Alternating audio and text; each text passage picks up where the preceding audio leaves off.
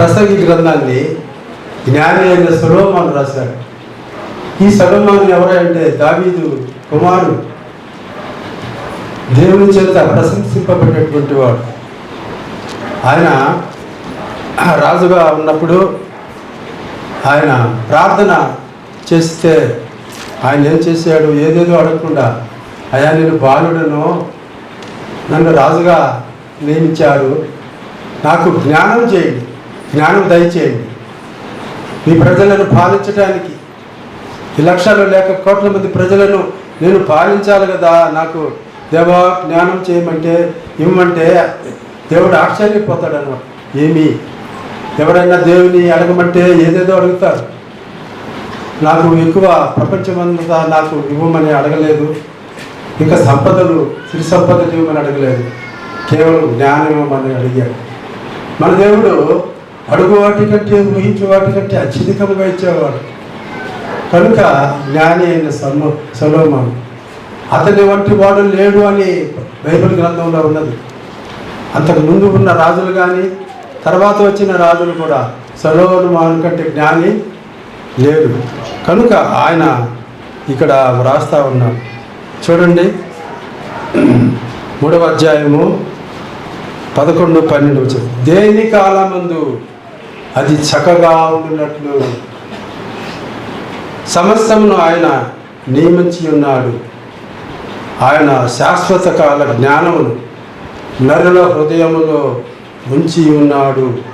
కానీ దేవుడు చేయు క్రియలను పరిశీలనగా తెలుసుకుంటకు అది చాలదు అంటున్నాడు. దేవుడు ఎంతో గొప్పవాడు, ఆయన క్రియలు గొప్పవి, శాశ్వతమైనవి, ఎన్నో ఉన్నాయి.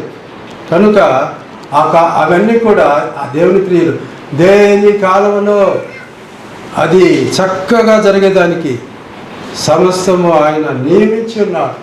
ప్రతి దానిని ఆయన నియమించి ఉన్నాడు.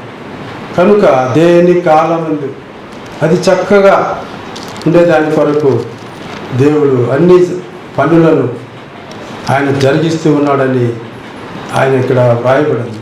కనుక ఇక్కడ కాలములు అని ఉన్నాయి కనుక బైబిల్ గ్రంథంలో కాలాల గురించి వ్రాయబడి ఉన్నది.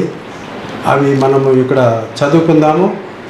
దేవుడు ఆయన నిత్యమైనటువంటి నిత్యుడు దేవుడు. ఆయన కార్యాలు గొప్పవి. ఆ కార్యాలు దేని కాలమందు అవి జరుగుతాయన్నమాట. కనుక పిల్లరా, ఈ యొక్క సొలొమోను పిల్లరా చాలా జ్ఞానవంతుడని మనం విన్నాం కదా. ఆయన 1005 కీర్తనలు రాశాడు. అంతేకాకుండా 3000 సామెతలు ఆయన వ్రాసినట్టుగా మనం చూస్తున్నాం. ఆయన రాసిన పుస్తకాలు పిల్లరా కీర్తనలు కొన్ని రాసినాడు. ఆ తర్వాత సామెతల గ్రంథం రాశాడు, ప్రసంగి గ్రంథాన్ని రాశాడు, పరమగీతం రాశాడు. 3 పుస్తకాలు, కొన్ని కీర్తనలు ఈ సొలొమోను రాశాడు. దేవుడు ఎంతో జ్ఞానం ఇచ్చాడు సొలొమోనుకి. కనుక దేవుని గురించి, సృష్టిని గురించి ఎన్నో విషయాలు ఆయన రాసినట్టుగా మనం చూస్తున్నాం. ఆయన రాసిన వాటిల్లో కాలాన్ని గురించి ఎక్కువగా రాశాడు. దేని కాలమందు అది చక్కగా ఉండునట్లు సమస్తమును ఆయన నియమించి ఉన్నాడు. ఎన్నో కాలాలు ఉన్నాయి ఈ లోకంలో. కనుక ఆ కాలాలు అన్నీ కూడా దేని కాలమందు అది చక్కగా ఉన్నట్లు దేవుడు చేసినట్టుగా మనం చూస్తున్నాం. ఏంటి ఆ కాలాలంటే అపోస్తుల కార్యగ్రంథము చూడండి ప్రియులారా. అపోస్తుల కార్యము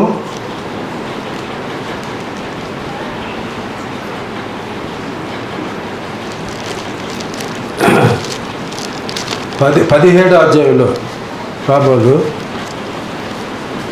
అజ్ఞాన కాలమందు దేవుడు చూచి చూడనట్టుగా ఉన్నాడు. కానీ ఇప్పుడైతే అందరూ అంతటా మారు మనసు పొందాలని ఆయన కోరుతున్నాడని వ్రాయబడి ఉన్నది. కనుక ఆ అజ్ఞాన కాలమందు దేవుడు చూచి చూడనట్టుగా ఉన్నాడు. కానీ అయితే ఇప్పుడు అందరూ అంతటా మారు మనసు పొందాలంటున్నాడు. ఈ కాలాల్లో జ్ఞాన కాలాలు, అజ్ఞాన కాలాలని దేవుడే చెప్తున్నాడు. ఇప్పుడు అంతా జ్ఞానకాలం. ఇక్కడ ఆర్టిఫిషియల్ ఇంటెలిజెన్స్ పెరిగిపోయింది. మనుషుడు తను స్వతహాగానే పనిచేయనక్కర్లేదు. ఒక యంత్రాన్ని నియమిస్తాడు, ఆ యంత్రము మనుషుల కంటే ఎక్కువ పని చేస్తుంది అన్నమాట. ఏటీఎం సెంటర్స్ కూడా అవే. ఇంతకుముందు బ్యాంకుల్లో క్యాషియర్స్ చాలామంది ఉండేవాడు. ఇప్పుడు వాళ్ళంతా తగ్గిపోయినారు. ఒక బ్యాంకులో ఒకరు లేక ఇద్దరు. ఎందుకంటే అంత క్యాష్ అంతా ఎనీ టైం మిషన్, ఏ టైంలో కూడా నువ్వు వెళ్ళి నీకు ఇచ్చిన కార్డు హోల్డర్స్గా తయారు చేశారు బ్యాంకు వాళ్ళు. నీవు అనుకున్న సమయంలో నీకు కోరిన నీ అమౌంట్ని అలా పెట్టేది కార్డు మీరు పెట్టి తీసుకుంటే అమౌంట్ వచ్చేస్తుంది అన్నమాట. కాబట్టి ఇదంతా ఆర్టిఫిషియల్ ఇంటెలిజెన్స్లో ఒక ప్రథమ భాగమే. ఒకప్పుడు బ్యాంకుల్లో ప్రియులరా చాలామంది 50 మంది 100 మంది అట్లా ఉండేవాడు. ఇప్పుడు ఆ 50 మంది ఉన్న బ్రాంచీల్లో 10 మంది కూడా లేరు. అంతా తగ్గిపోయింది అన్నమాట. ఎంప్లాయ్మెంట్ తగ్గిపోయింది. అందుకొరకే ఒకప్పుడు యూనియన్ వాళ్ళు అలా ఒప్పుకోలేదు, పరిమితులు పెట్టారు. ఇది ఇంప్లిమెంటేషన్కి ఈ కంప్యూటర్ ఇంప్లిమెంటేషన్కి ఒప్పుకునేవాళ్ళు కాదు.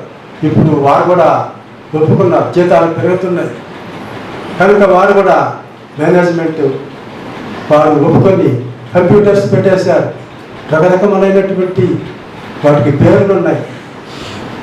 ఇంతకుముందు బ్యాలెన్స్ షీట్ తయారు చేయాలంటే ఎంతో చివరిలో సంవత్సరం ఆకరణ చేసేది. ఇప్పుడు ఎప్పటికప్పుడు ప్రతి దినము లాభమా నష్టమా, మన యొక్క వ్యాపారం ఎలా ఉన్నది అన్నీ డీటెయిల్గా ఇస్తుందన్నమాట ఇది కంప్యూటర్.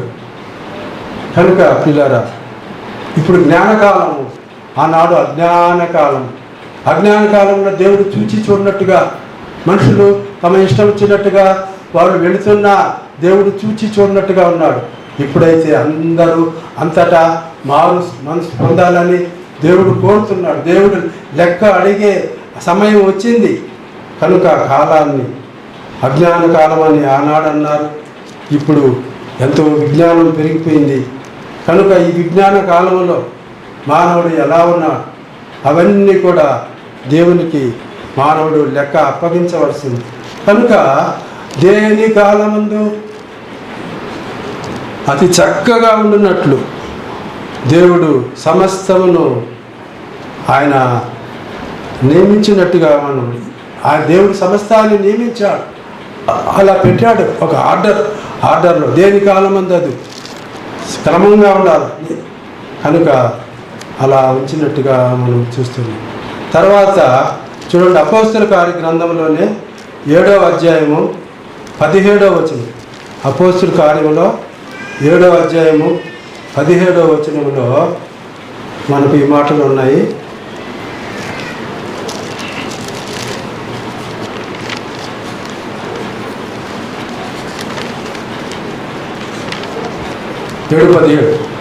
వాగ్దాన కాలము దేవుడు అబ్రహాముతో వాగ్దానం చేసినాడు. వాగ్దానం చేసిన వాడు నమ్మతగినవాడు, ఇశ్రాయేలు ప్రజలు విస్తరించినాడు.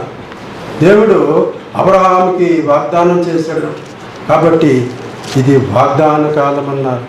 దేవుని ప్రజలతో దేవుడు వాగ్దానం చేస్తున్నాడు. కనుక 7:17లో అయితే దేవుడు అబ్రహామునకు అనుగ్రహించిన వాగ్దాన కాలము సమీపించిన కొలది ఏం వాగ్దానం చేశాడు? నీ ప్రజలు 430 సంవత్సరాలు ఐగుప్తులో బానిసలుగా ఉంటారు. ఆ తర్వాత అక్కడ గొప్ప సంపదతో వారు తిరిగి ఇశ్రాయేలు దేశానికి ఆ పాలు తేళ్లు ప్రవహించే ఆ కనాను దేశానికి వస్తారని దేవుడు అబ్రహాముతో చెప్పాడు. అయ్యా, నీ ప్రజలు అది ఒక 430 సంవత్సరాలు ఐగుప్తులో ఉంటారు. మొట్టమొదటిగా పిల్లల యాకోబు ఆయన కుమారులు వెళ్ళారు. మొట్టమొదటి యోసేపు వెళ్ళాడు ముందుగా, తర్వాత యాకోబు ఆయన పిల్లలు వెళ్ళారు. 70 మంది వెళ్ళారు అక్కడికి. యాకోబుతో అది యోసేపుతో కలిపి 75 మంది అయినారు. వారు లక్షల కొలది 20 లక్షలు అయిపోయినారు. వారి మీద అసూయ వచ్చింది అందరికి. అందుకొరకే మగపిల్లలకు పుడితే వాళ్ళు చంపేయమన్నారు. ఆ టైంలోనే మోషే దేవుడు కాపాడి ఇశ్రాయేలు ప్రజలకు నాయకుడిగా వచ్చాడు. కాబట్టి వాగ్దాన కాలము సమీపించినప్పుడు ఆయన దేవుడు అబ్రహామునకు అనుగ్రహించిన వాగ్దాన కాలము సమీపించిన కొలది ప్రజలు ఐగుప్తులో విస్తారముగా వృద్ధి పొందిరి. తుదకు యోసేపు ఎరుగని వేరొక రాజు ఐగుప్తును ఏలన ఆరంభించాను. కనుక వారు కష్ట సమయంలో వారు ఎంతో అభివృద్ధి చెంది తర్వాత గొప్ప సంపదతో వారు పాలు తేనెలు ప్రవహించే ఆ కనాను దేశానికి వచ్చాడు అంటారు. కాబట్టి కాలాలు ఎన్నో రకములైన కాలాలు ఉన్నాయి. దేని కాలం ముందు ఇశ్రాయేలు అభివృద్ధి చెందాలంటే ఒకప్పుడు కరువు, వారున్న ప్రాంతంలో కరువు ఉన్నది. అందుకొరకే వారు అక్కడ ఐగుప్తులో సమృద్ధి ఉన్నది. అక్కడ యోసేపు ఉన్నాడు. 7 సంవత్సరాలు సమృద్ధి అయిన పంట వచ్చింది. ఆ పంట కరువు కాలంలో ఆనాటి లోకానికి సరిపోయిన ఆహారముగా వారు కూర్చుకున్నారు. కనుక వారిని కాపాడినాడు దేవుడు, పోషించినాడు.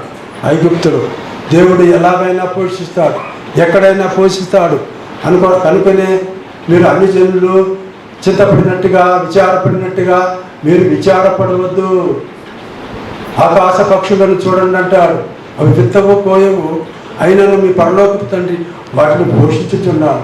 వాటిని పోషించే దేవుడు నిన్ను నన్ను కూడా పోషిస్తాడంటాడు. కనుక ఈ లోకంలో దేవుని ప్రజలు వారిని దేవుడే కాపాడుతున్నాడు, వారిని దేవుడే పోషిస్తున్నాడు. కనుక మనము నిర్భయముగా తర్వాత మనము ప్రభువుకు ప్రార్థన చేస్తూ మనం జీవించాలని అక్కడ మనకు సంగతులు దేవుడు వ్రాయించాడు. తర్వాత దినవృత్తాంతముల గ్రంథము 2వ దినవృత్తాంతములు 26:5 వచనం మనం చదువుకుందాము.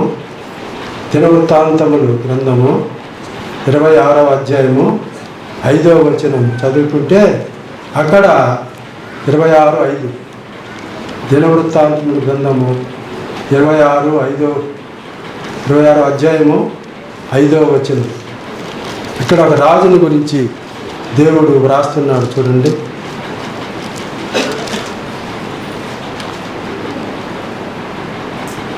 దేవుని ప్రత్యక్ష. కాబట్టి మొదటి దినవృత్తాంతముల గ్రంథం 26:5 ఇక్కడ 5వ వచనం. దేవుని ప్రత్యక్షత విషయము తెలుసుకుని తెలివి కలిగిన జకర్యా దినములలో అతడు దేవుని ఆశ్రయించను. ఎవరు? ఉజ్జియా రాజు. అతడు యెహోవాను ఆశ్రయించినంత కాలము దేవుడు అతనిని వర్ధిల్ల చేశాడు. ఎవరైనా ఒక రాజుని, యోధా రాజుని, ఆయన పేరు ఉజ్జియా. కనుక ఉజ్జియా రాజుని ఎప్పుడు ఆయనను జీవించాడు? దేవుని ఆశ్రయించినంత కాలం. ఈనాడు దేవునిని ఆశ్రయించటం వల్ల దేవునికి దూరంగా వెళ్ళిపోతున్నారు మానవులు. దేవునికి దగ్గరగా వచ్చి, అయ్యా నీవే నాకు సమస్తము, కనుక నీవు నాతో మాట్లాడు, నన్ను ఆదరించు, నన్ను బలపరచు అని ఎవరైతే దేవుని ఆశ్రయిస్తారో వారిని దేవుడు బహుగా దీవిస్తాడు. మనం కూడా పిల్లరా దేవుని ఎల్లప్పుడూ ఆశ్రయించాల, ఆయనను దగ్గరికి రావాలి. మనం దూరంగా పోకూడదు అన్నమాట. ఈనాడు మానవ కోటి మనుషులు దూరంగా వెళ్ళిపోతున్నారు. దేవునికి ఎంత దూరం పోవాలో అంత దూరం పోతున్నారు. అయితే దేవుడు చెప్తున్నాడు ఇక్కడ, తన్ను దేవుని ఆశ్రయించినంత కాలము దేవుడు ఆ ఉజ్జియా రాజుని, ఆయన దేశాన్ని వర్ధిల్ల చేశాడు. ఈనాడు మానవులు వర్ధిల్లటం లేదంటే అటు ఆత్మీయంగా ఇటు ఈ లోక సంబంధంగా రెండు వర్ధిల్ల పరిస్థితి మనకు ఉండాలంటే దేవునికి దగ్గరగా ఉండాలి, దేవునిని ఆశ్రయించాల. యెహోవా నామము బలమైన ఆశ్రయ దుర్గము, ఒక కోట లాంటిది. ఆ కోట, దేవుని నామమే ఒక గొప్ప కోట లాంటిది అన్నమాట. ఆ కోటలోనికి వెళ్ళిన వారు సురక్షితంగా ఉంటారు. ఆ నామం క్రిందకి ఆయనను నమ్ముకొని ఆయన సన్నిధికి వచ్చిన వారు భద్రంగా ఉంటారు అని కీర్తన గ్రంథంలో ఉన్నది. కనుకనే ప్రియులారా, ఈ ఉజ్జియా అనేటువంటి రాజు, యోధా రాజు దేవుని ఆశ్రయించినంత కాలము ఆయన వర్ధిల్లాడు. ఎప్పుడైతే దేవునికి దూరంగా వెళ్ళి దేవుని ఆశ్రయించగా దేవునికి ఘనత చెల్లించకుండా ఆయన ఇష్టానుసారంగా బ్రతికాడో అప్పుడు క్షీణించిపోయాడు. కనుక ప్రియులారా, మనం నేర్చుకునే పాఠం ఏంటంటే మనము దేవుని ఆశ్రయించాలి. ఇప్పుడు సౌలు కుటుంబానికి దావీదు కుటుంబానికి మధ్య గొప్ప పోరాటం వచ్చింది. అయితే సౌలు కుటుంబము నానాటికి క్షీణించిపోయిందంట. అయితే దావీదు కుటుంబము నానాటికి అభివృద్ధి చెందిందని వ్రాయబడి ఉన్నది. నానాటికి అభివృద్ధి పొందాలంటే దావీదు లాంటి మనస్తత్వం మనకు ఉండాలి. ఉజ్జియాలాగా దేవునిని ఆశ్రయించాలి, దేవునికి దగ్గరగా ఉండాలి, దేవునికి దూరముగా ఉండకూడదు. కనుక ఉజ్జియా దేవునిని ఆశ్రయించినంత కాలము ఆయన వర్ధిల్లాడు. అన్ని విషయాలలో, జ్ఞానంలో, తర్వాత ఆర్థికంగా, ఆత్మీయంగా, దైవ సంబంధంగా మనం వర్ధిల్లాలంటే దేవునికి దగ్గరగా ఉండాలన్నమాట. ఎంతోమంది ఉజ్జియా ప్రియులారా క్రీస్తుకు పూర్వం 781 సంవత్సరంలో ఉన్నాడు. ఆయన ప్రియులారా 40 సంవత్సరాలు ఆయన పాలన చేశాడు, మంచి పాలన చేశాడు, దేవుని ఆశ్రయించినంత కాలం. కనుక నీ జీవితంలో, మానవ జీవితంలో దేవుని ఆశ్రయించడం అనేది చాలా మంచిది అన్నమాట. చాలామంది దేవునికి దూరం అయిపోతున్నారు, వర్షానుసారంగా వెళ్ళిపోతున్నారు. తప్పిపోయిన కుమారుడు తండ్రి దగ్గర నుంచి దూరంగా వెళ్ళిపోయినాడు. నాకు భాగమేమంటున్నాడు. ఈనాడు కూడా దేవునికి దూరం అయిపోతున్నాడు మానవుడు. నా భాగం నాకు ఇచ్చేయి. 2 అన్నదమ్ములు, తండ్రి ఆస్తి పంచాలా, ఆయన తన పుచ్చుకోవాలా, తను పంచాలా. ప్రతి దినము పోరాటమే తండ్రితో. అయ్యా నా ఆస్తి పంచి నేను వెళ్ళిపోతాను, నేను ఇక్కడ ఉండను అని దూరంగా వెళ్ళిపోయాడు. దేవుని దగ్గర ఉన్నప్పుడు, తండ్రి దగ్గర ఉన్నప్పుడు హాయిగా ఉన్నాడు. చిన్న కుమారుడు, పెద్ద కుమారుడు ఇద్దరు బాగున్నారు. అయితే ఎప్పుడైతే ఆ చిన్న కుమారుడు తండ్రి భాగంలో నుంచి తన వాట తీసుకొని దూరం వెళ్ళిపోయాడు, బాగా ఉన్నప్పుడు బాగా ఖర్చు పెట్టాడు, తన ఇష్టానుసారంగా బ్రతికాడు. తర్వాత డబ్బంతా ఖర్చు అయిపోయింది. అప్పుడు చివరికి ఆయన పరిస్థితి ఏంది? పందులు తినే ఆ పొట్టుతో, ఒక పశువులు తినేటువంటి, పందులు తినేటువంటి ఆహారమే ఆయనకి ఆహారం అయిపోయింది. దొరకలా. ఉన్నదంతా ఖర్చు పెట్టుకుంటే మనం కష్టపడతాం, నష్టపోతాం. కనుక ముందు చూపు మనకు ఉండాలా. కొంత మనము భవిష్యత్తు కొరకు ఒక నిధిని ఏర్పరచుకోవాలా. అందుకొరకే తెలియగలిగినటువంటి వారు ఏం చేస్తారంటే, వారు ఏదన్నా ఆస్తినో లేకపోతే బ్యాంకులో వారు దాచుకొని తమ పిల్లలకి వారు ఒక నిధిని ఏర్పాటు చేస్తారు. కనుక పిల్లల ఉన్నదంతా ఇప్పుడే ఖర్చు చేయకుండా జాగ్రత్త పడాలి అని ఉజ్జియా జీవితంలో మనము నేర్చుకుంటున్నాం. దేవుని ఆశ్రయించినంత కాలం. ఇప్పుడు తప్పిపోయిన కుమారుడు, చిన్న కుమారుడు తండ్రి దగ్గర ఉన్నంత కాలము హాయిగా ఉన్నాడు, దర్జాగా బ్రతికాడు, గౌరవంగా బ్రతికాడు. అయితే ఎప్పుడైతే తను ధనవంతుడైన ఆ తండ్రికి దూరమై తన ఆస్తి తీసుకొని వెళ్ళి అంతా ఖర్చు పెట్టుకున్నాడు, అప్పుడు ఆకలితో బాధపడుతున్నాడు. కాబట్టి పిల్లరా, మనకు దేవుని వాక్యము కొంత ఇచ్చట కొంత అచ్చట. మనం ఒకళ్ళు చదువుకున్నది పాత నిబంధన గ్రంథంలోనైనా కొత్త నిబంధనలో కూడా మనం చూడాలి. ఆజ్ఞ వెంబడే ఆజ్ఞ, ఆజ్ఞ వెంబడే ఆజ్ఞ, సూత్రము వెంబడి సూత్రము, సూత్రము వెంబడి సూత్రము. కొంత ఇచ్చట కొంత అచ్చట యెహోవా వాక్యం మనకు వస్తుంది. దేవుని వాక్యము కొంత అచ్చట కొంత ఇచ్చట 66 పుస్తకాలు దేవుడు మనకిచ్చాడు, ఎన్నో కాలాలకు సంబంధించినవి. ఇప్పుడు 6000 సంవత్సరాల చరిత్ర బైబిల్ గ్రంథంలో ఉన్నది.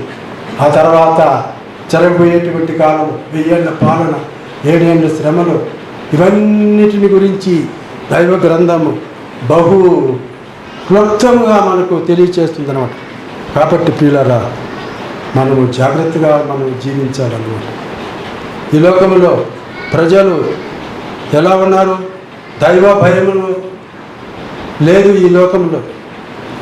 అందుకొరకే ఇక్కడ ఆదికాండము 20వ అధ్యాయము 11వ వచనములో చూడండి. అబ్రహాము ఆయన కూడా వేరే ఒక ప్రాంతానికి ఆయన వెళ్ళవలసి వచ్చింది. అప్పుడు ఆయన ఈ మాట మాట్లాడుతున్నాడు చూడండి. ఆదికాండము 20వ అధ్యాయము 11వ వచనం. ఆదికాండము 20:11. మరియు అబీమెలెకు, నీవేమి చూచి ఈ కార్యము చేసితివని అబ్రహామును అడుగగా, అబ్రహాము, ఈ స్థలమందు దేవుని భయము ఏమాత్రము లేదు కనుక నా భార్య నిమిత్తము నన్ను చంపుదురు అనుకొని దీనిని చేసింది. భార్యను పట్టుకొని నా చెల్లెలు అంటాడన్నమాట. ఆయన ఈ రీతిగానే కరువు సమయంలో ఆయన గెరారు ప్రాంతానికి వెళ్ళాడు. అప్పుడు ఆ రాజు అక్కడున్న ప్రజలు వారిని చేరదీసి వారికి ఆహారం అంతా సౌకర్యం కల్పించారు. అయితే ఆమె శారా, అబ్రహాము భార్య శారా, ఆమె ఎంతో చక్కనిది. కనుక ఒక ప్రాంతానికి వెళ్ళినప్పుడు జాగ్రత్త పడాలి. భార్య భర్తలు మనం వెళ్ళినప్పుడు మనం ముఖ్యంగా తీసుకోవాల్సిన జాగ్రత్తలు చాలా ఉన్నాయి. కనుక ఈయన ఏమంటాడంటే ఆమె నా భార్య కాదు, నా చెల్లెలు అంటాడనమాట. ఎందుకు? భార్యని అయితే ఒకవేళ చంపివేసి ఆమెను బ్రతకనిస్తాడు అని అనుకున్నాడు. కనుక తమ్ముడు అంటే ఒక స్త్రీకి భర్త తమ్ముడు ఇద్దరు ఉంటారనుకోండి. ఇతర ప్రాంతానికి వెళితే తమ్ముడిని అయితే బ్రతికినిస్తాడు బామ్మరిది. వాడు ఏమైనా చేయించేవాడిని వాడు సపోర్ట్ చేస్తాడు. భర్త అయితే ఓర్చుకోడు అన్నమాట. అందుకొరకు ఆ భర్తని అనుకున్నప్పుడు వీళ్ళు ఇప్పుడు దేవుడు స్వప్నమందు ఆయన కనబడి, నువ్వు అది నీతిగల జనము, అట్టి నీతిగల జనము జోలికి నువ్వు పోవద్దు అని ఆ అబీమెలెకు ఆ రాజుకితో మాట్లాడతాడన్నమాట. కాబట్టి ఆయన అబ్రహాముని పిలిచి, ఏమయ్యా నువ్వు నాకు అబద్ధం చెప్తావే, నీ భార్యని పట్టుకొని నువ్వు ఇలా చెప్పావని మందలిస్తాడు. అయితే ప్రియులారా, ఎందుకంటే నీతిగల జనము, దేవుని భయం లేదు ఈ లోకంలో ప్రజలకు. ప్రతి వారితో దేవునికి భయపడాలి, అది దేవుని కోరిక. అందుకొరకే మనుషులను దేవుడు సృజించాడు. నేను తండ్రిని అయితే నాకు రావాల్సిన ఘనత ఏదని అడుగుతున్నాడు. నేను యజమానుని అయితే నాకు రావాల్సిన గౌరవం ఏది? దేవుడు మనకు యజమాని, దేవుడు మనకు తండ్రి. ఆయన ఎప్పుడు ఘనపరచాలా, హానర్ చేయాలా, ఆయన మాటలు మనం వినాలా, విధేయత చూపాలా. ఈనాడు మానవులు దేవునికి భయపడటం లేదు. అసలు దేవుడు ఉన్నాడా లేదని కూడా వారు అనుమానంతో ఉన్నారు. కనుక ప్రియులారా, దేవుని భయం లేని కాలంలో మనం ఉన్నాం. కనుక అబ్రహాము అటువంటి కాలంలో జీవించి ఆయన ఆపద నుంచి దేవుడు కాపాడుగా బయటపడ్డాడన్నమాట. దేవుని భయం లేదు. కనుక ఈ ప్రపంచంలో జీవించేటప్పుడు మనము దైవ భయం కలిగి మనం జీవించాలా, దేవుని కొరకు, దేవుని మహిమ కొరకు జీవించాలని ఉన్నది. కనుక విజయరాజు దేవునిని ఆశ్రయించినంత కాలము ఆయన అభివృద్ధి పొందాడు, వర్ధిల్లినాడు. మనం కూడా వర్ధిల్లాలంటే దేవునిని విడవకూడదు. దేవుడు మనల్ని ఎన్నడూ విడవడు, ఎడపాయుడు.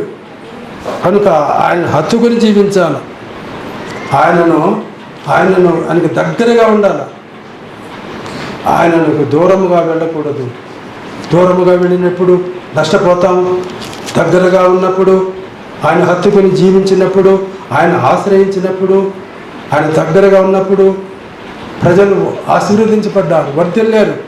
కనుక దేవుని పిల్లలారా, మీరు దేవునికి దగ్గరగా ఉండి దేవుడిచ్చేటువంటి ఆ వాగ్దానాలు తీసుకోండి. దేవుడిచ్చేటువంటి ఆ ఆశీర్వాదములు, ఆ దీవెనలు మీరు పొంది వర్ధిల్లాలని ప్రేమతో నేను మిమ్మల్ని కోరుతున్నాను. అంతేకాకుండా చూడండి, గలతీ పత్రిక 4వ అధ్యాయము 4వ వచనం. దేవుని వాక్యము కొంత ఇచ్చట కొంత అచ్చట మీకు దొరుకును అంటాడు. కనుక దేవుడు ఆయన చెప్పేటువంటి పాఠాలు ఇక్కడ మనం ఏంటి, ఆయన ఆశ్రయించినంత కాలాల గురించి చెప్తున్నాడు. దేని కాలం ముందు అది చక్కగా ఉండినట్లు దేవుడు దానిని నియమించాడు. ఈ కాలం ఎందుకయ్యా ఇలా ఉంది, ఆ కాలం అలా ఎందుకుంది అని మనం అనడానికి లేదు. దేని కాలం ముందు అజ్ఞాన కాలంలో దేవుడు చూచి చూడనట్టున్నాడు. ఇప్పుడు దేవుడు అంతటా అందరూ మారు మనసు పొందాలని కోరుతున్నాడు. కనుక కాలము సంపూర్ణమైనప్పుడు గలతీ పత్రికలో అపోస్తలుడైన పౌలు గలతీయులకు రాసిన ఆ పత్రికలో ఆయన ఈ మాటలో చెప్తున్నాడు. చూడండి, గలతీ పత్రిక 4:4 మనం చూస్తే, అయితే కాలం సంపూర్ణమైనప్పుడు దేవుడు తన కుమారుని పంపాడు. ఆయన స్త్రీ యందు పుట్టి మనము దత్తపుత్రులము కావాలని ధర్మశాస్త్రమునకు లోబడి ఉన్న వారిని విమోచించుటకై ధర్మశాస్త్రమునకు లోబడని వాడాయను. ధర్మశాస్త్రం ఆయన ఇచ్చాడు. ఆయన ధర్మశాస్త్రానికి లోబడ అవసరం లేదు. ఆయన ధర్మశాస్త్రానికి అతీతుడు. కనుక ఆయన కాలము సంపూర్ణమైనప్పుడు యేసు ప్రభు ఇప్పుడు 2000 సంవత్సరాల కిందట వచ్చాడు. ఇప్పటికి 6000 అయింది. అంటే 4000 సంవత్సరాలు గడిచిన తర్వాత యేసు ప్రభు వచ్చాడు. ఆయన వచ్చిన తర్వాత 2000 సంవత్సరాలు కూడా పూర్తవుతున్నాయి. ఇప్పుడు 6000 పూర్తవుతున్నాయి. ప్రభు యేసుక్రీస్తు పరలోకానికి వెళ్ళాడు. అక్కడ మనకు స్థలం సిద్ధపరుస్తున్నాడు. ఆయన మరలా వస్తున్నాడు. నేను స్థలములో మీరు ఉండులాగున నేను మీ కొరకు జీతము స్థలం సిద్ధపరుస్తున్నాను. జీతము మీ కొరకు తీసుకుని రాబోతుంది. ప్రతివానికి వాని క్రియల చొప్పున నేను సిద్ధపరిచిన జీతము నా యొద్ద ఉన్నదన్న. కాలము సంపూర్ణమైంది. వచ్చుచున్నవాడు ఆలస్యం చేయక త్వరగా వస్తున్నాడు. ఆదాము ఉన్న కాలము అది అజ్ఞాన కాలము, ఇప్పుడున్న కాలము జ్ఞానకాలము. కాలము సంపూర్ణమైన అయినప్పుడు యేసు ప్రభు ఈ భూలోకానికి, ఆ దేవాది దేవుడు, ఆత్మస్వరూపి, ఆ వాక్యమైన దేవుడు ఆయన మానవ శరీరము ధరించుకొని ఈ లోకానికి వచ్చాడు. కనుక ప్రియులారా, కాలాలు సంపూర్ణమైపోయినాయి. వచ్చుచున్న ప్రభు ఆయన త్వరగా రాబోతున్నాడు. కనుక ప్రియులారా, మనము జాగ్రత్తగా దేవుని ఎరిగిన వారంగా, మరి విశేషముగా దేవుని చేత ఎరుగబడిన వారంగా మనం ఉన్నాం. మనకు దేవుడు తెలుసు. ఆయన ఒక్కడైన దేవుడు, ఆయన సృష్టికర్త, ఆయన్ని మనం ప్రేమించినవాడు, తన కుమారుని లోకానికి పంపినవాడు. మనం ఎరుగుదు, ఆయన కూడా మనల్ని ఎరుగును. తనను ఎందరు అంగీకరించిన వారందరికీ దేవుని పిల్లలై అధికారం ఇచ్చాడు. ఆయన నమ్ముకున్న వారు ఎవరో, ఆయన నమ్మని వారు ఎవరో దేవునికి బాగా తెలుసు. కనుక తను నమ్మిన వారిని ఆయన పిల్లలుగా భావించి వారిని దీవిస్తాడు దేవుడు. కనుక మనము ఆ కాలముందు, అజ్ఞాన కాలము పరిపూర్ణమైనప్పుడు, సంపూర్ణమైనప్పుడు దేవుడు తన కుమారుని పంపాడు. యేసు ప్రభు వచ్చినప్పుడే కాలం సంపూర్ణమైపోయింది. అయితే ఆయన కొరకు రక్షణ పొందిన సముదాయాన్ని, ఒక జనాంగాన్ని సంఘముగా సిద్ధపరచడానికి ఆయన 2000 సంవత్సరాలు పొడిగించాడు. ఇప్పుడు సంఘము ఉద్భవించి 2000 సంవత్సరాలు అయిపోయింది. 7 సంఘాల కాలము పూర్తయిపోతా ఉంది. ఇశ్రాయేలు ప్రజలు వారు మెస్సియా కొరకు ఎదురు చూస్తున్నారు. కనుక యేసు ప్రభు త్వరగానే ఆయన రాబోతున్నాడు. త్వరగా మన సమయంలోనే వస్తారని చాలామంది చెప్తున్నారు. మనము అందరం చనిపోము, మన బ్రతికుంటాం. ఎందుకంటే మానవుని వయస్సు అధిక బలమైన మానవుని వయస్సు 90వ కీర్తనలో 70 సంవత్సరాలు, అధిక బలం ఉంటే 80 సంవత్సరాలు అన్నారు. అంటే ఒక తరము 80 సంవత్సరాలు. ఇశ్రాయేలు ప్రజలకి స్వాతంత్రం వచ్చి 77 సంవత్సరాలు అయింది.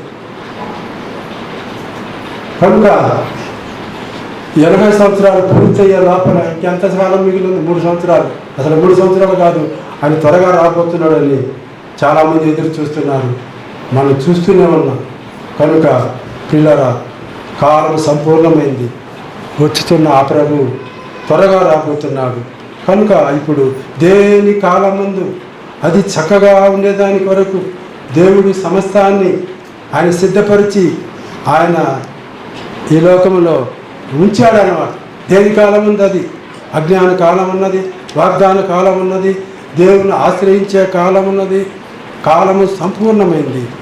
అంతేకాకుండా తిమోతి పత్రిక, మొదటి పత్రిక 6వ అధ్యాయము 19వ వచనంలో ఈ మాటలు ఉన్నాయి చూడండి. అపోస్తలుడైన పౌలు తిమోతికి రాసిన పత్రిక 6వ అధ్యాయము 19వ వచనంలో ఈ మాటలు ఉన్నాయి.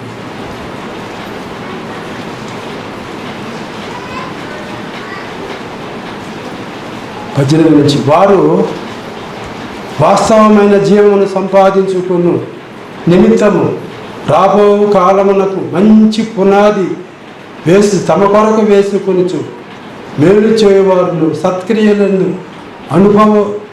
ధనము కలిగిన వారును, ఔదార్యము గలవారును, తమ ధనములో ఇతరులకు పాలిచ్చేవారునే ఉండవలనని వారికి ఆజ్ఞాపించమంటున్నారు.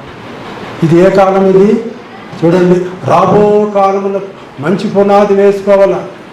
దేవుడు ఎందుకు? అయ్యా మీరు సిద్ధపడండి, మీరు జాగ్రత్తగా ఉండండి అని ఎందుకు చూడరా? ఒక రాబోయే కాలం ఉన్నది. యేసు ప్రభు ఈ లోకానికి మళ్ళా రాబోతున్నాడు. ఒకప్పుడు వచ్చాడు, రక్షణ కొరకు వచ్చాడు. అందుకొరకే ఆ ప్రభుని మనం రక్షించిన ఆ ప్రభుని 2000 సంవత్సరాల కిందట దేవుడు మన కొరకు సిద్ధపరిచిన ఆ రక్షణను కొరకు దేవుని స్తుతించాం, దేవుని ఆరాధించాం, ఆయన జ్ఞాపకం చేసుకుంటున్నాం. ఆయన మన ఆరాధనకు పాత్రుడు, మనకు మేలు చేసిన వాడు. అయితే ఇప్పుడు ఆయన ప్రియులారా రాబో కాలం అన్నది. ఇప్పుడు ప్రతి ఒక్కరూ కొంచెం స్థిమితమైన తర్వాత రాబో కాలానికి మంచి పునాది వేసుకోవాలి. వేసుకుంటున్నావా? ఒక విద్యార్థి ఉన్నాడు, వారు మంచి పునాది వేసుకోవాలి. ఒక ఇంటిని కట్టాలంటే పునాది బాగుండాల. హడావుడిగా ఇసుక మీద ఇల్లు కడితే ఏమైపోద్ది? బండ మీద కడితే ఇల్లు ఎట్లా ఉంటుంది? బుద్ధిమంతుడు బండ మీద కట్టాడు, గాలి వచ్చింది, వరద వచ్చింది, తుఫాను వచ్చింది, అయితే ఏమీ కాల, బండ మీద కట్టాడు. అంటే క్రీస్తు మీద మనం మన జీవితాన్ని కట్టుకుంటే అది భద్రంగా ఉంటుంది. లేదు హడావుడిగా క్రీస్తు లేకుండా ఇసుక మీద పునాది వేసి అంటే పైన కడితే ఏమైపోతుంది? అది కూలిపోతుంది. ప్రియుల, మన ఆశలన్నీ మేడలు పేక మేడల్లాగా కూలిపోతాయి. దేవుని యందు నువ్వు నమ్మిక ఉంచి ఆయనే ఆశ్రయమైన, ఆయనే బలమైన దుర్గమని, నా కోట అని ఎవరు పునాది వేసుకొని రాబోయే కాలానికి వారు పిల్లరా సిద్ధపడతారు. వారు ఈ లోకంలో జాగ్రత్తగా ఉంటారు. మనకు కాలం అనేది ఇప్పుడు చాలా వేగంగా కదిలిపోతూ ఉంది. ఇప్పటికే మనం పిల్లలుగా ఉన్నాము, యవనస్తులు ఉన్నాము, పెద్దవారు అయిపోయినాము. కనుక కాలం అనేది త్వరగా గతించిపోయేది.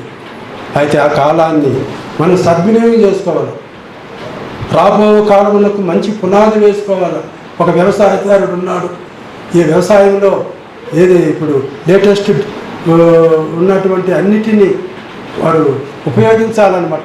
పురాతన కాలంలో ఉన్న వ్యవసాయాన్ని ఇప్పుడు చేస్తే ఏం పంటలు వస్తాయి? గిట్టుబాటు ధరలు కూడా రావు. న్యూ టెక్నాలజీ ఉపయోగించాలి. ఒకప్పుడు ధాన్యము కొద్దిగా పండేది, ఇప్పుడు విస్తారంగా 5 ఫుట్లు, 6 ఫుట్లు, 4 ఫుట్లు అట్లా పండుతా ఉన్నాయి అన్నమాట. ఎందుకు? టెక్నాలజీ పెరిగిపోయింది. మంచి పునాది వేస్తారు. వారి వ్యవసాయదారులు మంచి పునాది వేస్తున్నారు. విద్యార్థులు మంచి పునాది వేసుకొని వారు మంచి చదువులు చదువుకొని గొప్ప ఉద్యోగాలు చేసి వారి జీవితాలను కట్టుకుంటున్నారు. కనుక పిల్లలు రాబో కాలం అనేది ఒకటి ఉన్నది. ఇప్పుడే జీవించే జీవితమే శాశ్వతమైనది కాదు. ఈ లోకము విడిచిన తర్వాత కూడా నిత్యాయుగము మనకు ప్రారంభమవుతుంది అన్నమాట. అందుకొరకే ఆయన నరుల హృదయంలో ఆయన శాశ్వత కాల జ్ఞానాన్ని ఉంచాడని ఈ యొక్క సొలొమోను ఇప్పుడు మనం చదువుకున్న ఆ భాగంలోని ప్రసంగి గ్రంథము 3వ అధ్యాయం 11వ వచనంలో 3:11 చూడండి. ఆయన శాశ్వత కాల జ్ఞానమును నరుల హృదయం అందించి ఉన్నాడు. శాశ్వత కాల జ్ఞానం అనుకుండాలి. టెంపరీ ఆలోచించకూడదు. ఇప్పుడు పుట్టాము, పెరిగాము, పెద్దవాళ్ళు, మనం చదువుకున్నాము, కేవలం ఉద్యోగమే అనేదే కాదు, ఈ లోకం బట్టికే కాదు, మనము పరలోకం కొరకు సిద్ధపడాలన్నమాట. బుద్ధిమంతుడైన వాడు అన్నిటినీ ఆలోచిస్తాడన్నమాట. కేవలం ఈ లోకం కొరకే మనము జీవించకూడదు. పరలోకం ఒకటి ఉన్నదని, దేవుడు అక్కడ ఉన్నాడని, ఆ దేవుని నువ్వు కలుసుకోవాలని, ఆయన ఇచ్చేటువంటి ఆ గొప్ప బహుమానాన్ని, ఆయన ఇచ్చే నిత్య జీవాన్ని, లేకపోతే ఆ పరలోక రాజ్యంలో అందమైనటువంటి ఆ పట్టణంలో నువ్వు నివసించాలని, ఆ భవనంలో నువ్వు కోరాలని, ఉండాలని మనం అనుకోవాలి. కనుక శాశ్వత కాల జ్ఞానము ఈ లోకంలో మనం పుట్టినవాడు తక్కుడో బిక్కుడు అంటున్నాడు. పుట్టినవాడో తక్కుడో బిక్కుడో కాదు. దేవుడు శాశ్వత కాల జ్ఞాన. ఇప్పుడు జీవరాశులు ఉన్నాయి, వారికి కాలంలో ఈ లోకం బట్టికి అవి ఇక్కడ పుడతాయి, ఈ లోకంలో కొంత అనుభవిస్తాయి, తర్వాత చనిపోతాయి. వాటికి ఆత్మ లేదు, వాటికి శాశ్వతమైన జీవం లేదు. అయితే మానవులు ప్రత్యేకమైన వాడు. దేవుడు తన స్వరూపం నందు నరుని సృజించాను. ఆయన నరుడు నరుని ఆత్మ యెహోవా పెట్టిన దీపము. ఈ మన్ను మంటికి చేరుతుంది మనం చనిపోయినప్పుడు. అయితే ఈ దీపమైనటువంటి ఆత్మ దేవుని దగ్గరికి వెళ్ళిపోతుంది. అక్కడ లెక్క చెప్పాలన్నమాట. దేవుని నమ్ముకొని ఆయన ఏందో నువ్వు పాపమును పరిహరించుకొని ఆయన బిడ్డవై యెహోవా ఇచ్చే రక్షణ నువ్వు సంపాదించుకొని నువ్వు ఆయన యందు జీవిస్తే నీకు శాశ్వతమైన జీవితం ఉన్నది, నిత్య జీవం అన్నది, పరలోకం అన్నది. అందుకొరకే దేవుడు పిల్లల శాశ్వత కాల జ్ఞానమును నరుల హృదయమందు ఉంచి ఉన్నాడు. శాశ్వతమైన దానికి కొరకు సిద్ధపడాలి. ఇక్కడ పుట్టడం పెరిగి ఏదో చదువుకొని ఉద్యోగం చేసుకొని, లేకపోతే మీ వ్యవసాయదారుడు అయితే దాని పంటలు పండించి ఈ లోకం మట్టుకే జీవించేది కొరకు కాదు నిన్ను దేవుడు సూచించింది. శాశ్వత కాల జ్ఞానం ఉన్నదానికి అజ్ఞానం. ఈలోకి సంబంధమైన జ్ఞానమే నీకు అర్థమవుతుంది. దేవుడు శాశ్వత కాల జ్ఞానాన్ని నరుల హృదయాల్లో ఉంచాడంట. నువ్వు అర్థం చేసుకున్నావా? నీ హృదయంలో దేవుని శాశ్వతమైన జ్ఞానం, దేవుడు ఇచ్చిన జ్ఞానం నీలో ఉన్నదా? అది ఏం చెప్తుంది? అలా చేస్తున్నావా? లేక ఈ లోకం మట్టుకే జీవించి మనము వెళ్ళిపోతున్నామా? మనమైతే దేవుని శాశ్వతమైన జ్ఞానాన్ని కలిగిన వారం కనుక, దేవుడు ఉన్నాడని, ఆయన నిత్యుడని, ఆయన ఇచ్చే రాజ్యము గొప్పదని, అది శాశ్వతం ఉండేదని దాని కొరకు సిద్ధపడుతున్నాం మనం. అయితే ఈ లోకంలో ఉండే అనేక మంది ప్రజలకి ఆ జ్ఞానం లేదు. జీవరాశులకి జ్ఞానం లేదు. అవి పుడతాయి, చనిపోతాయి. అవి శాశ్వతము జీవించేవాళ్ళు మనం. మనమైతే నిత్యము జీవిస్తాం. మన ఆత్మ పరలోకములో వెళ్ళిపోతుంది. అక్కడ మహిమ దేహాలు కలిగి మనం దేవుడితో కూడా నిత్యము జీవిస్తాం. అందుకొరకే శాశ్వత కాల జ్ఞానమును నరుల హృదయములలో ఆయన ఉంచి ఉన్నాడు. నువ్వు గుర్తిస్తున్నావా సోదరి? గుర్తిస్తున్నావా సోదరుడా? దేని కాలముందు అది చక్కగా ఉండినట్లు సమస్తమును ఆయన నియమించి ఉన్నాడని, ఆయన శాశ్వత కాల జ్ఞానమును నరుల హృదయమందు ఉంచి ఉన్నాడని. కానీ దేవుడు చేయి క్రియలు పరిశీలనగా తెలుసుకోవాలి. దేవుడు ఎన్నో క్రియలు చేశాడు.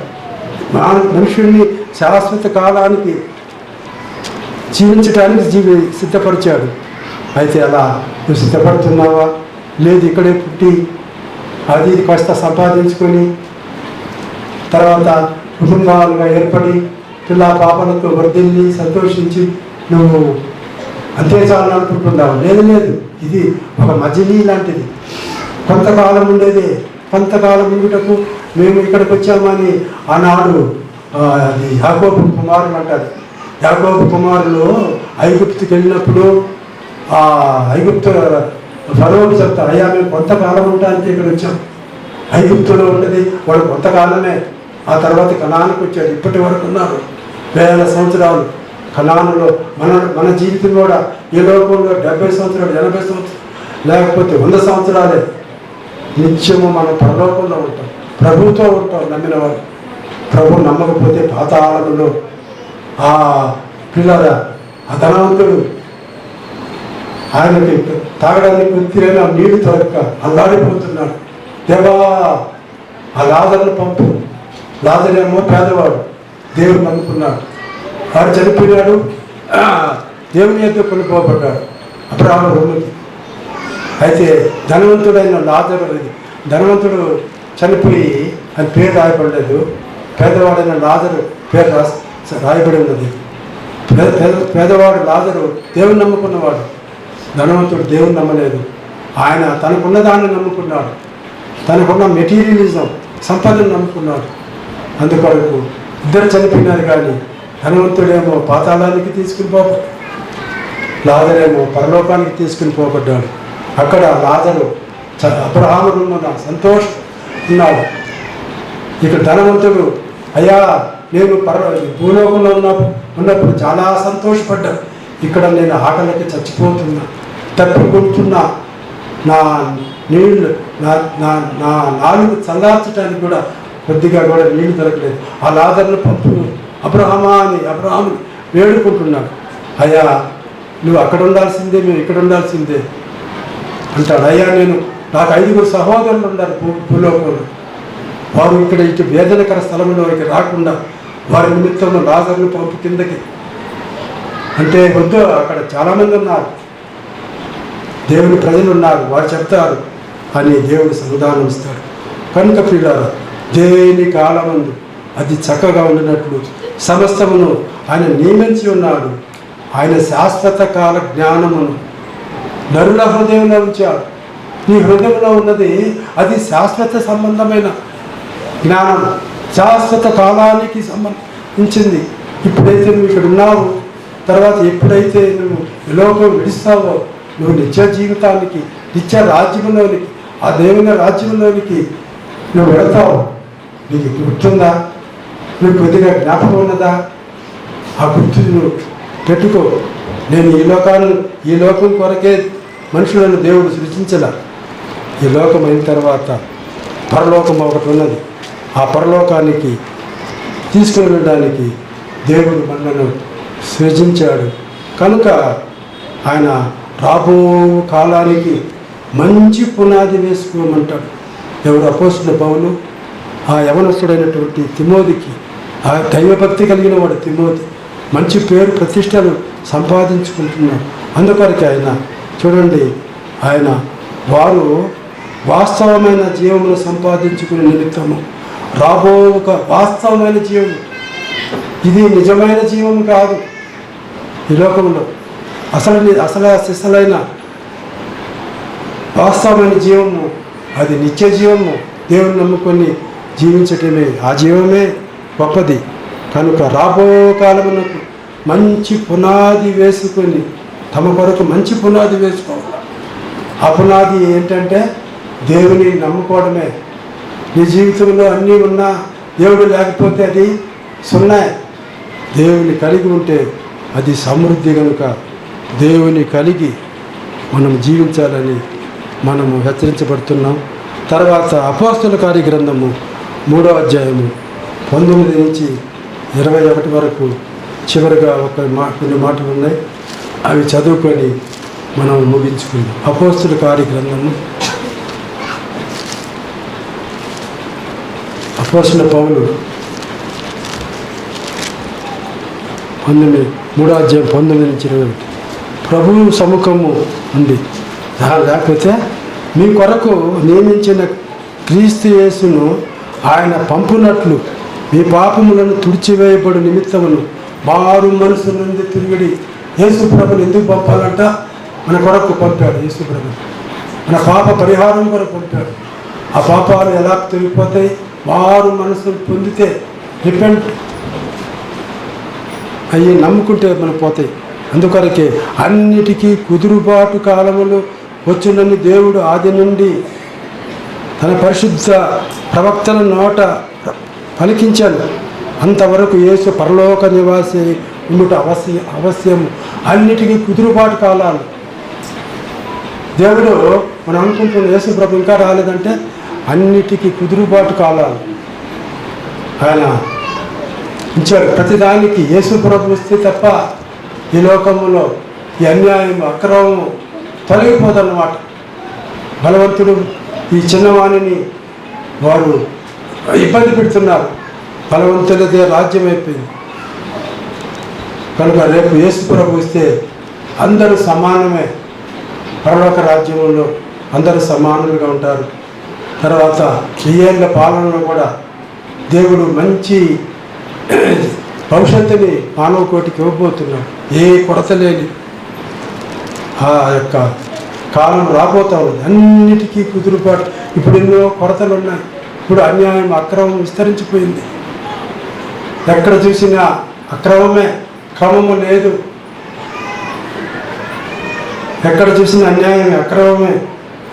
అటువంటి పరిస్థితులు రేపు ఉండవన్నమాట యేసు ప్రభు ఇస్తే. కనుక మనము బైబిల్ దేనితో సమాప్తమైపోతుంది, ముగించబడుతుందంటే ప్రభు అయిన యేసు రమ్ము అని ఒక ప్రార్థనతో బైబిల్ ముగించబడింది.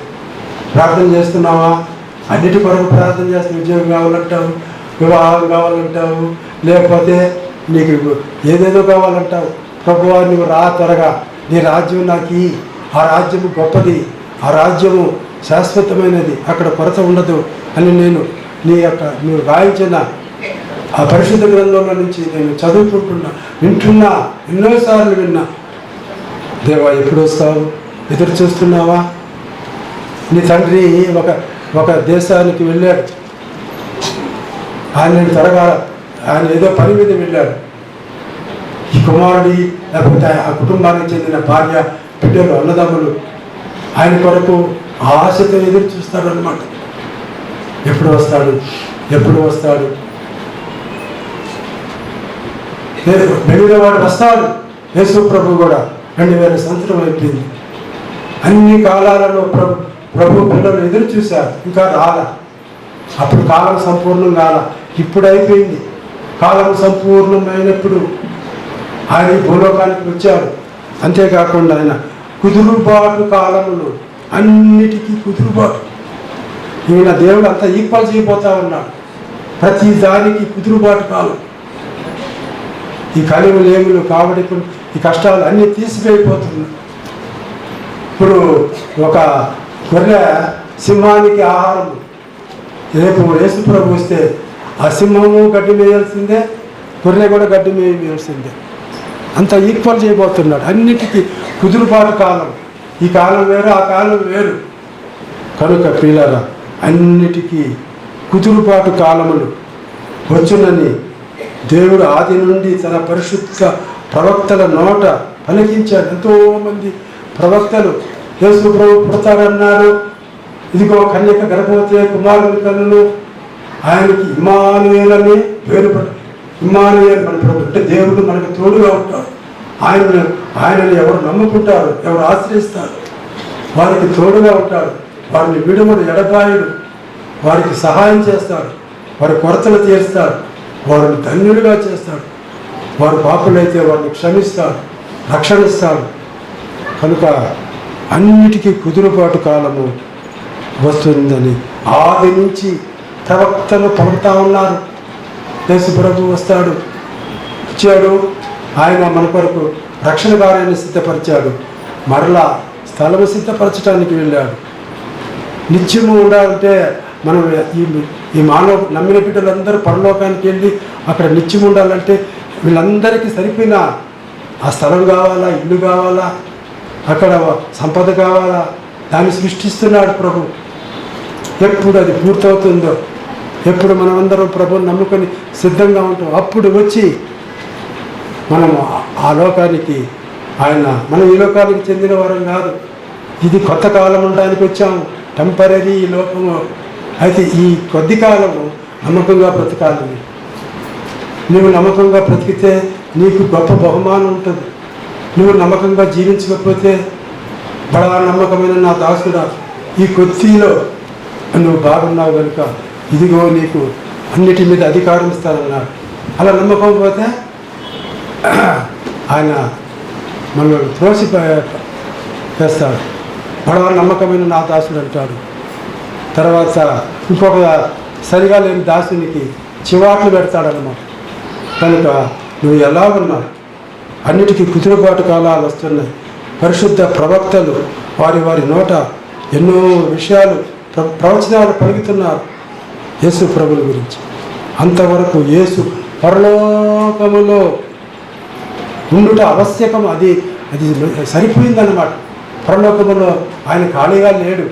మన కొరకు విజ్ఞాపన చేస్తున్నాడు. త్వరగా రావడానికి సిద్ధపడుతున్నాడు. అక్కడ స్థలం సిద్ధపరుస్తున్నాడు. అందరికీ తను ఎంతోమందిని రక్షించాడు. కోట్ల మంది పిల్లలు రేపు ఆయన పరలోకానికి తీసుకుని వెళితే వారందరికీ ఏ కొరత లేని ఆ నిత్య రాజ్యములో ఆ దేశంలో వారికి ఉండటానికి వసతులు ఇచ్చి వారు హాయిగా బ్రతకటానికి వసతులన్నీ కల్పించి ఆయన రాబోతున్నాడు. అవన్నీ ఏర్పాటు పూర్తి కాకుండా రాడు. ఒక కార్యం జరగాలంటే ఏర్పాట్లన్నీ పూర్తి కావాలన్నమాట. అవి అయిన తర్వాత అప్పుడు ప్రభు ఈ భూలోకానికి వచ్చి అంటే మధ్యాకాశానికి వచ్చి ఆయన ప్రజలను బ్రతికున్న మనము ఆయన మార్పు చెందుతాము. మహిమ దేహాలు వస్తాయి. లేక మరణించిన మన తాతలు పితరులు అందరూ కూడా వారు కూడా తిరిగి లేస్తారు. అప్పుడు వారు మనము కలుసుకొని ఆ మధ్యాకాశంలో ప్రభుత్వం ఉండబోతున్నాం. కాబట్టి ఆ కాలాలు రాబోతున్నాయి. కనుక ప్రియులారా, దేని కాలమందు మనము ప్రసంగి గ్రంథం 3వ అధ్యాయంలోకి వస్తాము. దేని కాలమందు అది చక్కగా జరగడానికి దేవుడు సమస్తమును అలా నిర్వహిస్తున్నాడు. దేని కాలమందు అది చక్కగా ఉండినట్లు సమస్తమును ఆయన నియమించి ఉన్నాడు. ఆయన శాశ్వత కాల జ్ఞానమును నరుల హృదయమందు ఉంచి ఉన్నాడు. కానీ దేవుడి చే క్రియలు పరిశీలనగా తెలుసుకున్నటకు అది చాలదు. కావున సంతోషముగా ఉండుట కంటేను తన బ్రతుకు సుఖముగా వెళ్ళబుచ్చుట కంటేను శ్రేష్టమైనది. ఈ లోకములో శ్రేష్టమైనది ఏంది? సంతోషంగా ఉండాలా. మన బ్రతుకుని కాలాన్ని అలా మనం జాగ్రత్తగా ప్రభు కొరకు జీవించాలా. అదే శాశ్వత అని మనము తెలుసుకోవాలి పిల్లలు. కనుక అది శ్రేష్టమైనది అంటున్నాడు. ఎవరు? ఈ సొలొమోను జ్ఞానవంతుడు. ప్రతిదానికి సమయం కలదంటున్నారు. ఏంటి? ప్రతిదానికి సమయం కలదు. మౌనంగా ఉండటకు, మాట్లాడటకు. నువ్వు మౌనంగా ఉండే కాలం ఉన్నది, మాట్లాడే కాలం ఉన్నది. తర్వాత ప్రతి ప్రయత్నాలకు సమయం ఉన్నది. పారవేయటానికి, అది కూర్చుకోవటానికి, తర్వాత ఏడ్చుటకు, నవ్వడానికి, దుఃఖించటానికి, సంతోషించటానికి, కౌగులించుకోవటానికి, దూరంగా నెట్టివేయడానికి అన్నిటికీ సమయం ఉన్నది. కనుక పిల్లరా, మనం పుట్టడానికి సమయం ఉన్నది, చుట్టడానికి సమయం ఉన్నది, చనిపోయేదానికి అన్నిటికీ సమయం ఉన్నది. అది దేని కాలమందు అది చక్కగా జరగటానికి దేవుడు సమస్తాన్ని ఆయన నియమించాడు. తర్వాత శాశ్వత కాల జ్ఞానమును మన హృదయంలో ఉంచాడు. మన ఈ లోకానికి చెందిన వారం, ఇప్పటి కాలానికే చెందిన వారం కాదు. అది అందరికీ తెలియట్లే. ఎవరైతే నమ్మి రక్షణ పొందారో వారు నమ్ముతున్నారు. దేవుడు శాశ్వతంగా ఉండేవాడు. పరలోకం శాశ్వతంగా ఉంటుంది. ఆ శాశ్వతమైన లోకానికి నేను ఎలా వెళ్ళగలను? అవన్నీ నీకు ముందుగానే తెలియచేశాడు. ప్రవక్తల నోటితో ఉంచాడు. అందరు ప్రవక్తలు ప్రవచించారు. ఏ కాలంలో ఏ ప్రవచనం అవసరమో దాన్ని ప్రవచించారు. కనుక ఆ ప్రవచన ప్రకారంగా అన్నీ జరుగుతున్నాయి. కనుక పిల్లారా, సమయము సమీపించున్నది. వచ్చుచున్నవాడు ఆలస్యం చేయక త్వరగా వస్తున్నాడు. కనుక దేవుడు శాశ్వతమైన వాడు. ఆయన రాజ్యము శాశ్వతమైనది. ఆ శాశ్వత కాల జ్ఞానాన్ని మన హృదయంలో ఉంచాడు.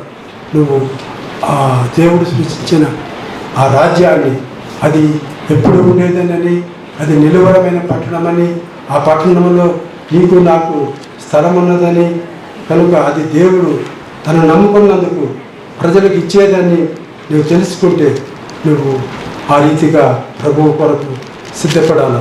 దేవుని వాక్యము కొంత ఇచ్చట కొంత అచ్చట, స్తోత్రము వెంబడి స్తోత్రము, ఆజ్ఞ వెంబడి ఆజ్ఞ మనకు వస్తుంది. కనుక దేవుడు ఆయన ప్రసంగి అయినటువంటి ఈ సొలొమోనుకి ఇంకొక పేరు ప్రసంగి అంటే మంచి వక్త అన్నమాట. ఆయన మాట్లాడినట్టుగా ఎవరు మాట్లాడలేదు. ఆయన వృక్షశాస్త్రాన్ని ఎన్నో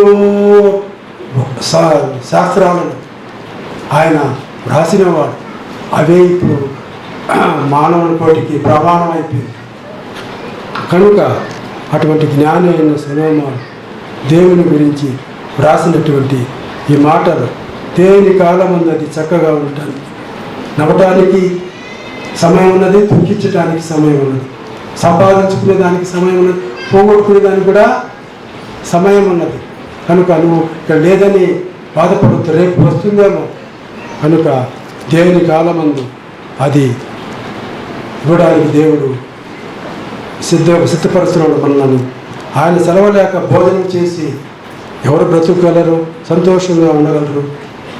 చాలామంది భోజనం అంతా సిద్ధమైపోయి భోజనానికి వెళ్ళి భోజనం చేసే లోపలే వారి ప్రాణాలు కోల్పోతున్నారు. కనుక పిల్లరా, మనము దావీదు కుమారుడైన యెరూషలేముకు రాజైన 3వ రాజైనటువంటి సొలొమోను పలికిన మాటలు, దేవుని గురించిన మాటలు, ఇది దేవోక్తి. కనుక మనకు సంబంధించినవి కాదు, దైవ సంబంధమైన మాటలు, పరలోక సంబంధమైన మాటలు మనం చదువుకొని వాటిని ధ్యానించుకొని మనము మేలు పొందాలి.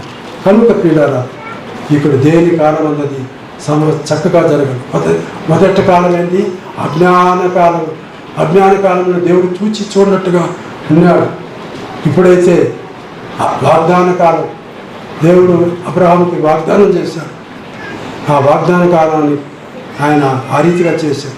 దేవుడిని ఆశ్రయించినంత కాలం ఆ విజయరాజు ఆయన బహుగా దీవించబడ్డాడు, వర్ధిల్లాడు. పిల్లాడు, మనం కూడా దేవుని ఆశ్రయించి వర్ధిల్లవలసిన వారు.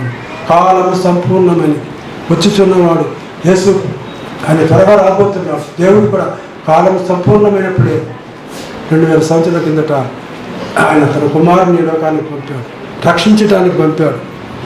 అయితే మనం రాబో కాలాలు అంటే ఆ పరలోక రాజ్యం రాబో కాలానికి మంచి పునాది వేసుకోవాలి.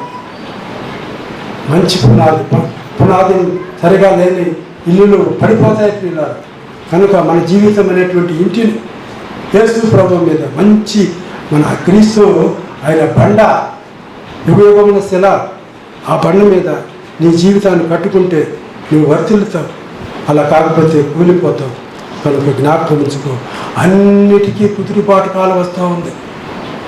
ఒక నిలిచాడు దేవుడు, అన్నిటికీ కుదురుబాటు కాలం. మనం ఈ లోకంలో శాశ్వత కాలం ఉన్నాం. మనం పరలోకానికి వెళతాం, అక్కడ దేవునితో నిత్యం ఉంటాము. అందువరకే సృజించబడ్డాం, అందువరకే రక్షించాడు. కాబట్టి ఈ మాటల చేత ఒకరినొకరు మనం పురుకొల్పుకుందాం, ఓదార్చుకుందాం, సిద్ధపడదాం. ప్రభు అయినటువంటి దేవుడు మన అందరి కొరకు ఈ మాటలను ఆయన దీవించుదుగా.